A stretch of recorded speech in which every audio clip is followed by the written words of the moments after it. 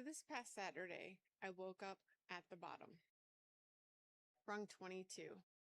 Fear, grief, powerlessness, the bottom of the chart. It's one I've been handing you for about 5 episodes now.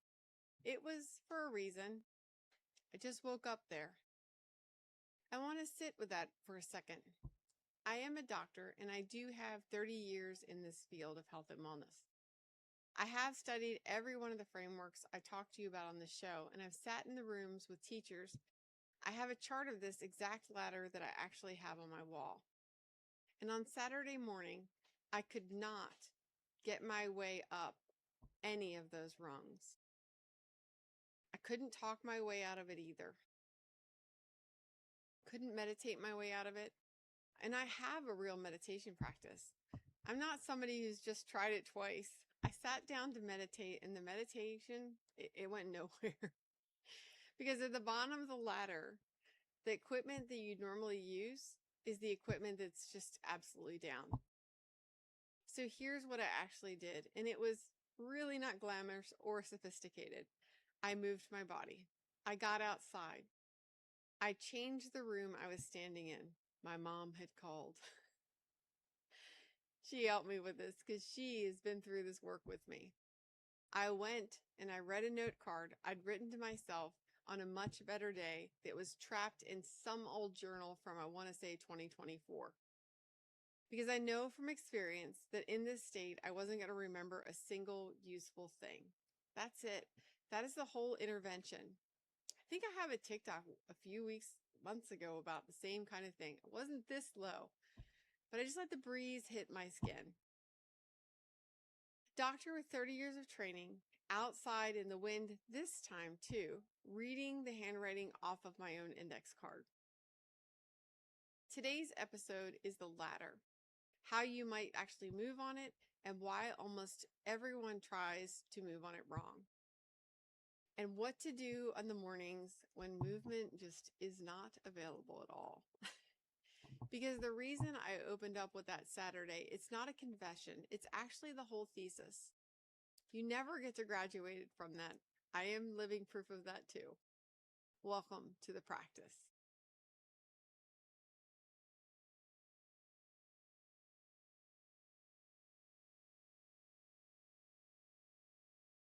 Okay, the ladder is the position. Let me relay the chart quickly so that anyone who came in late, they know what I'm talking about here.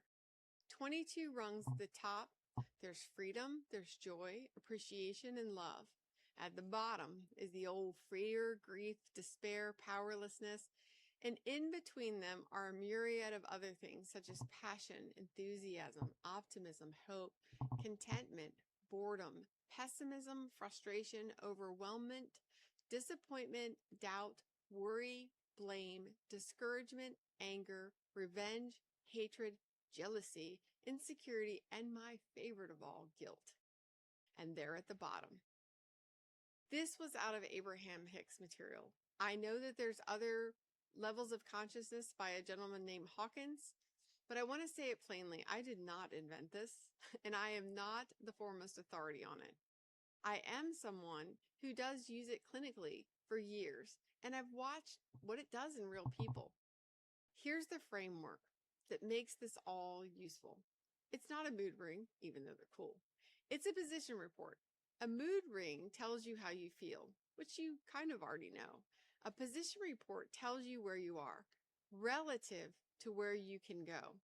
That's the complete instrument. One is a description, and the other one is actually a navigational system. And navigation only requires two pieces of information when you are in the shitbaggery. Where are you and which way is up? It's like drowning. You need to know where the top is to get out. That's it. That's the whole system. You don't need to know how you got there. You don't need to know how long it's going to take. And you don't have to process some kind of childhood trauma in the moment. Where am I? And what is one rung up for me? Now, here's the rule when you're at the bottom that makes it work. And everybody breaks this when they start out. When you're advanced, you can break this rule, but not yet. You can only ever climb one rung when you're in the depths of it all. Not 2, not 5. Not from the bottom to the top because you found a really good podcast. Just one. And people here, like, they feel like it's a limitation. I know that I used to feel like it was a limitation. I was like, I can do this. I'm magical. But over the months, I realized taking one rung at the time, it was so relieving for me. It was so much easier than trying to take on this whole thing. And once I finally submitted to it, God, it worked so much faster than me trying to fight it. This is the thing that makes the ladder usable. Because if you use it by one rung at a time, you're close enough to be reachable from where you actually are, because the top just isn't. So why does positive thinking sometimes fail you, especially if you're at the bottom? So let's talk about why the entire self-help industry keeps failing, or tries to keep people there, to be honest. Because I think it's the most practical use of the 10 minutes of this show. You're at the bottom. Someone who loves you, or a book or an app tells you to say something like, stand in front of the mirror and you're supposed to say, I am worthy. I am abundant. I am loved. Everything is working out for me. God, I did that. And then I got dragged up on stage in front of Esther Hicks and got my mask ripped off, and they were just empty words. We don't want empty words. We want you to move through the system. Your whole system is going to reject those, or it's going to become robotic. And it won't be gently. It'll be more violent. You'll kind of feel worse after saying them and feel like you failed at something. That's not the outcome we're looking for. People conclude from that affirmations don't work, or that they're too broken, or the affirmations are broken, or that they're too damaged, or too realistic, or too smart for that stuff. None of that is what's actually happening. What's happening is you tried to jump 17 freaking rungs, and your body, it caught the lie, because it is a lie. Not a lie about you. I'm not going to say you're not worthy, because everyone is worthy. It's a lie about where you are. I know that I lied when I went on stage. I said I was happy. I think I was yelling. I was like, I am happy. I mean, my face was just saying it. Everyone else in the room could feel it. But except for me, because I wasn't ready. Your nervous system is really good at detecting the distance between a statement and your actual position or your actual vibration. That gap will register as wrong or false. It rejects it. So the statement doesn't lift you up. It confirms the gap. You've just given yourself more evidence that you're in a place you're not supposed to be. And it makes you feel more evidentially like crap. That's why the reach has to be small enough to be true. If you're in despair, I'm abundant is really unreachable. But listen to this one. Wouldn't it be nice if I didn't feel like this? Wouldn't it be nice? God, wouldn't it be freaking nice if I didn't feel this way? So, do you see that there? Say that one and actually check your body. Something in you, there's nothing to argue with it. It doesn't claim anything. It doesn't require you to believe in anything that you don't believe. It just points gently at the fact that there is a direction. And that's all a rung is. A direction you can actually face from where you're actually standing. Wouldn't it be nice if this were easier? Wouldn't it be nice if I loved to podcast and didn't dread or fear it? It's possible that this actually isn't permanent, just like the weather. I've been through something like this before. I don't have to solve this today or in this moment. These are not inspirational. They're deliberately unimpressive. That's the point. The unimpressive ones are the ones that actually work, because they're the only ones close enough to be true to where you are. Here's how you know it worked. And this is the through line of the entire show. Relief, not joy. You're not looking for a lift. You're not looking to feel good, and you're just looking for that quarter turn. You're looking for like that loosening of the grip. You're looking for being able to breathe a little bit, feeling like the room is lighter or it got a little bit bigger. That's the signal. If you've been waiting to feel joy before you believe you've actually moved, you're going to miss the entire move that you were supposed to make, because joy is at a rung, it's up there at rung 1, and you're not going to get there in an afternoon. It's literally going to take months. Will you have pops of joy? 100%. But will your life hang out there? No. But let me tell you, it is possible. Relief is what movement feels like from inside. Learn to notice it, and the whole ladder becomes this really beautiful navigational system. All right, next is anger. Now, it's a counterintuitive one. This is the piece of the chart that changes how people see their own lives. So I want you to give it some room. Anger, if you look at it, is higher on the ladder than despair. Look at the chart. Powerlessness is at 22. Guilt and unworthiness at 21, and jealousy is at 20. Hatred and rage are at 19. Revenge is at 18, and anger, it sits at 17. Anger is 5 rungs up from the bottom. This means that if you've been flat and hopeless and unable to get off the sofa, and one day you find yourself just furious, guess what? You've gotten better. You climbed. That's progress. And almost nobody around you is going to recognize it, though, as progress. Unless I'm around you.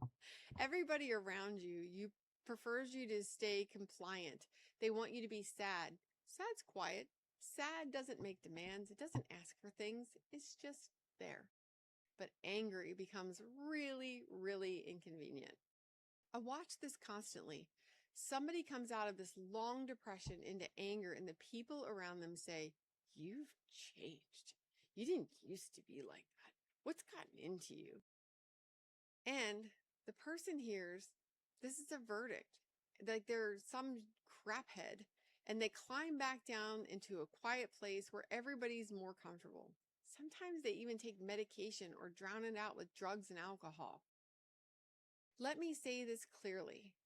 Anger, arriving after despair, is movement. It's the body's first sign of returning to power. Powerlessness means there's nothing to be done. Anger means something should be done. That's a huge difference in your universe. And now the part I have to say straight after that, because it's just as important. You really need to hear me. Anger is a rung. It is not a house. It's a floor that you pass through on your way up. It's not somewhere to live, and it's not a personality. There's a whole industry built on keeping people permanently furious because outrage is engaging and it feels powerful. Have you watched the news lately? This isn't true power. It's movement returning. Treat it as movement. If you're still there in 6 months, you're not climbing anymore. You're just angry. You've just taken your personal reality and engaged it into your personality. You can come back. The way you're going to know the difference is it isn't going anywhere. Anger that's working turns into some kind of frustration. Let's look back at the guide. And frustration turns into disappointment. And disappointment turns into doubt, which turns into this beautiful thing called boredom, which sounds like a downgrade, but it's actually enormously progressive. Anger that's stuck just goes around and around. And while we're here, boredom is so underrated. Rung 8. After you've been in all the drama and the anger and the frustration and the sadness, boredom should be like this welcome, amazing. Boredom is peace. People don't get that. Peace is boredom and boredom is peace. Sit on that. There's energy that's present in boredom. There's direction is kind of absent, though. I will tell you that, People treat boredom as a problem that they need to solve. But if you've come up from the bottom, boredom is a plateau that's like sitting in the sun on the beach with a cocktail in your hand. A mocktail, I should say. You have your energy back and you haven't decided which point you want to go in next in life. Not necessarily you're going to go up. That's where we're going. You do know that. Rest there. Don't panic. Feel it. It's kind of like when people lose weight and they plateau and they're really upset about it. I'm like, your body's just getting used to this new space and it needs to move around and things need to shift in physiology. Same thing with boredom. Let your body get used to boredom, because if not, you're going to get addicted to those hormones of drama and frustration and fear and anger and depression. Just sit in it, marinate in it. Now, I'm going to make this personal, because on my copy of this chart, there are 2 rungs with my name on them. And I've talked about them on this show without ever really explaining them. So I have to say where this comes from. It comes from Gene Keys and Human Design. But Human Design let me know that hope is my transference. This makes complete sense to me now that I've seen it. It's rung 6.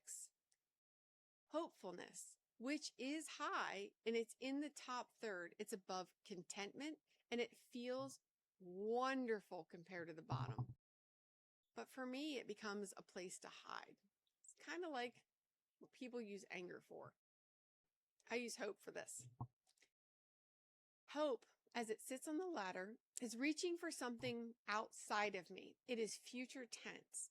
I need to be in the present moment. At least that's how I'm designed.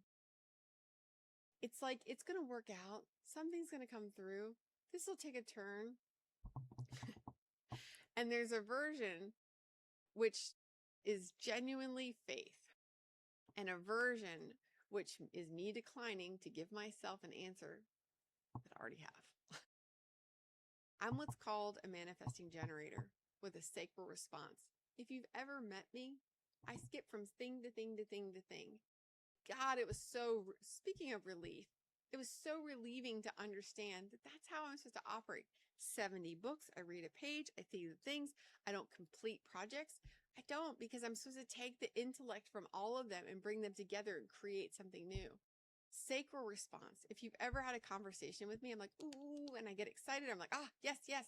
Literally, my body goes up and in. People used to make fun of me for this. They'd be like, why are you so excited? Because I was using my sacral response. So what did I do? I dimmed my light down. I got smaller. I stopped listening to myself because someone else told me that's not how I'm supposed to react. And God, let me tell you, when I started to do it again, life changed. But if manifesting generator and sacral response, if it means nothing to you, I want you to ignore the vocabulary and my excitement and keep to the mechanism. My body knows. It just knows. It gives me a yes or no. Actually, it gives me a hell yes. And if it's not a hell yes, it is a no. In my gut fast, before my mind has actually finished the sentence or even heard the whole thing. And there are times I'll notice I feel hopeful about a decision. And if I'm honest with myself, that hope is sitting exactly on top of a gut answer I don't want to receive or face. So the question I ask myself now is, am I actually hopeful, or am I avoiding an answer that I already have that I don't want? It's an unpleasant question. It also has saved me years at this point. It also cost me some years, but I did learn in the end. And guilt is my motivation. But we have to understand guilt. Rung 21, insecurity, guilt, unworthiness. Ooh. Actually, they don't bother me anymore. I'm just being dramatic. They're near the bottom. And that one's the hardest to say out loud at times, because guilt has such a bad reputation that admitting it drives you sounds kind of like I have some kind of defect or something that someone can use against me. In the past, they could.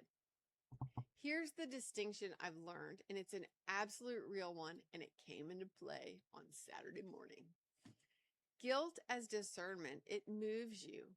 Guilt as a debt, it keeps you right where you are, and you cry, and you feel it, and it will be you're just being the suck, till you walk outside. Guilt as discernment is information. It's the signal that says, that was way out of alignment. That isn't who you are. Correct that. It arrives, it delivers its message, and then it just goes. And you just do something differently. You learned from it. It served its purpose. But guilt as a debt, it isn't. It doesn't plan on having an exit. It doesn't ask you to correct anything because there's nothing you can do that would discharge it. It just runs permanently in the background. It feels like this horrible truth, even though it's not true. That's the dangerous part. It feels like truth, but it's actually a frequency. I know that one from the inside. I told you in episode 3 what it cost me to walk away from a practice full of amazing human beings who trusted me with their families and their health. Whew, that was guilt as a debt. And I paid on it for a long time before I understood that no amount of paying was ever going to clear it. Because it wasn't a bill, it was actually a rung. Here's why I'm telling you my two. Everyone has rungs they're prone to. Yours will be different than mine. And knowing which one that turns them from your identity into your weather is the key. That's the whole shift. Not, I'm a guilty person. Used to be there. But I'm on 21 again, and I know this one. And I know what's up the rung above. When you get good at it, you can climb like one of those guys at the gym that climb the walls. When thinking is just off the table. Now, let's take me back to Saturday, because everything I've just given you assumes that something isn't always true. It assumes that you can actually think during this time. When you are at the very bottom, which I thought I'd never get back to, but it was lovely to visit there for a brief time, you can't think. That's not a metaphor, and it's not a failure of willpower. Fear, grief, and powerlessness are a physiological state. My breathing changed. Your breathing will change. Your muscle tone changes. Your gut has changed. And the parts of your brain that you used to use to select a better thought, those parts just aren't currently in charge. Telling someone in that state to reach for a better feeling thought is like telling someone underwater, could you just speak up and speak more clearly? So here's the sequencing, and it's the reverse of what people actually expect. Change the body first. If you're not in that realm where you can go to spirit, which I can go to typically, most of the time, say 95% of the time, I need you, when you're at the bottom rung and you are living there and you're learning how to do this, I need you to change the body first. The thought will come after. Not because the thought doesn't matter, because it does. Actually, we'll talk about the thoughts later because the thoughts are things, long story. Anyway, because the thought isn't available until the body has moved. So what it looked like for me on Saturday is I moved, like actual movement, not structured, no workout, no plan. Talked to my mom on the phone. I was like, I know I need to get up. I know I do. And she was just really supportive because she's been through this crap with me. So I literally went outside. Thank God for the weather that day and the air and the wind on my skin. Something for my nervous system to kind of notice. It wasn't inside me. It was out of my own head because I needed to get out of that space. And I changed the physical location that I was actually standing in, which sounds absurdly simple. But it's actually one of the most reliable things. I have singing bowls in my office that I hit whenever there's stagnant energy in. It clears it up. Have you ever walked into a room and people have been fighting and you're just kind of like, wow, what just happened in here? You can feel it. In other cultures, it's really cool. No matter what the weather, they open the front door, they open the back door, they allow the winds just come through. You've heard of the winds of change. I love them. Rooms hold states and energy. They'll keep you in this like loop of having the same morning in the same chair. Change it up a little bit. Put some flowers there, a different smell, a different sound, something different, especially if there's been crap that's gone down. Now, caution, and I made this one. There's a lot of content out there about shocking yourself out of a low state. Like extreme cold, extremes of pain, and using physical discomfort as some sort of lever. I'm not going to teach that on this show, and there's 2 reasons, and both matter. 1, for some people, using physical pain to manage an emotional state is a road they're already on, or they've suffered at the hand of somebody else physically. God, don't go down that road. I'm not going to hand you some kind of clinical justification to be able to do that to yourself or suggest it to anyone else if you're on those low rungs. Number 2, some of those interventions are genuinely contraindicated if you have a cardiac condition. And I have no idea who's listening to this, so I've got to cover myself and cover you. The principle is right. Change the state through the body. You don't need to make it extreme. Movement, air, or a different room. You'll do it with no cost.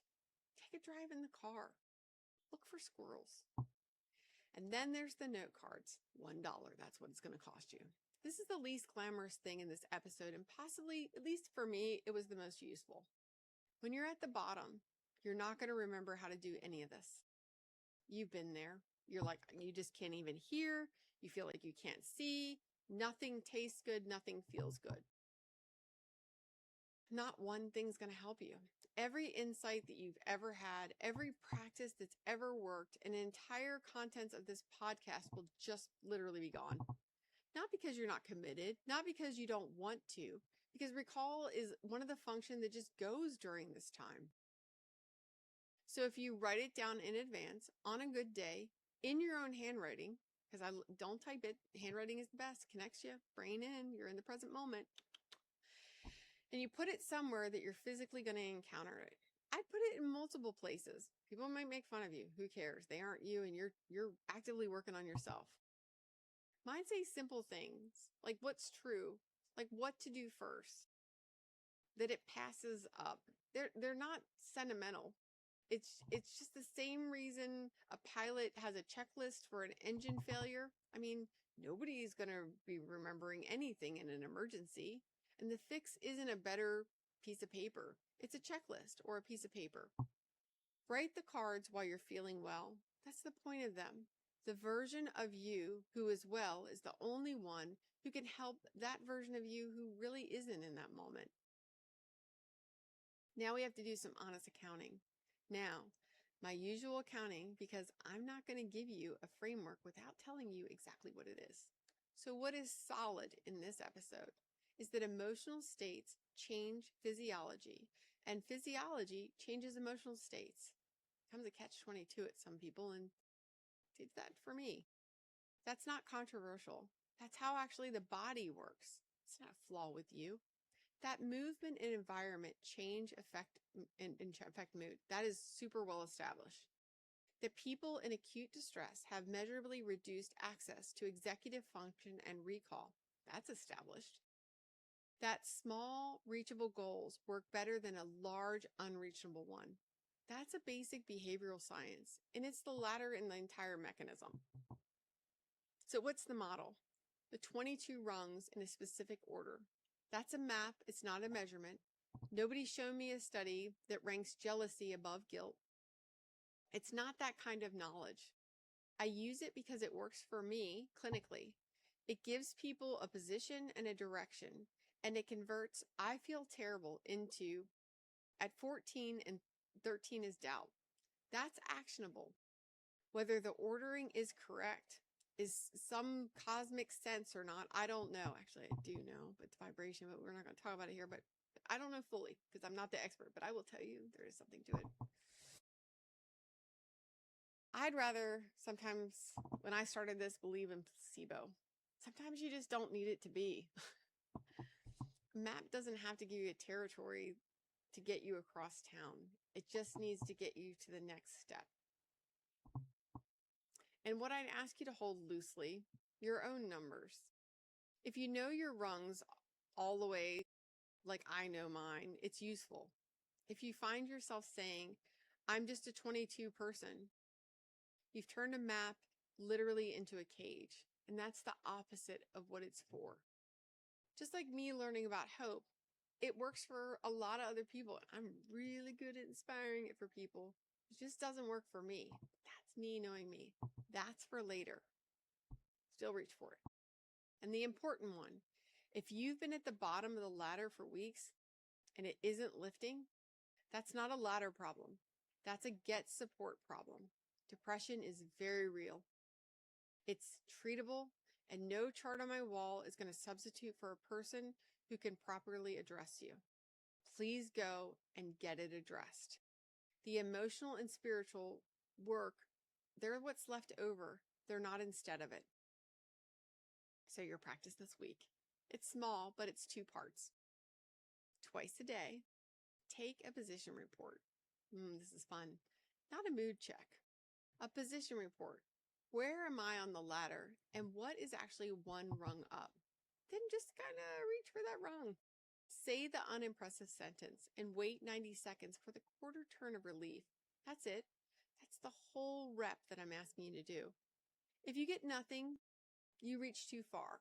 Come down a rung and try a smaller one. Frustration and anger kind of get intermixed sometimes. You gotta weed those out and pull on those strings. They are very different once you are able to discern them. Part 2, I want you to write your cards today while you're able to. 3 index cards on them in your own handwriting. Where the ladder is and which way is up. The first physical thing that you're going to do, whether it's move, go outside, or go to a different room, and 1 sentence you'll believe when you can't believe anything else. Wouldn't it be nice if I got these note cards done? Put them somewhere you'll walk into them, not in a drawer, not in your phone. I literally taped them to my bathroom mirror, to the thing that was next to me when I woke up in the morning, and anywhere I hit in between, in my car. You're writing this to be a version of yourself who won't be able to think, so be kind to them and be specific. What's really cool is when you go through it, you're like, this shit didn't work. And then you try something else, but you still keep trying because there's always a new day. So I'll end where I started.